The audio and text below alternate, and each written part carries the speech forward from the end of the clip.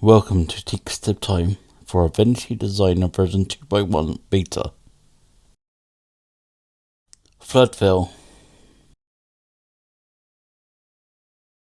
Fill the gaps between shapes.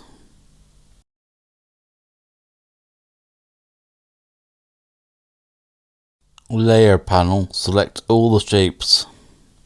Flood fill tool, click the gap in the middle.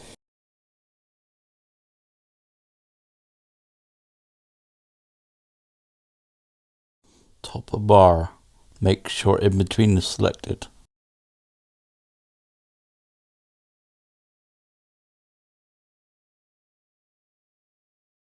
Layers panel, this creates a new layer.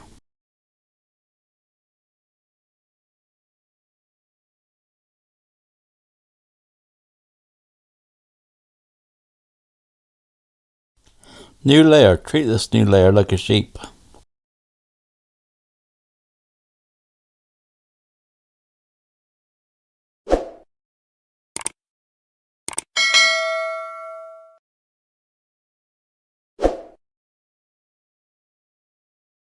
Like and subscribe, hit the notification bell for more.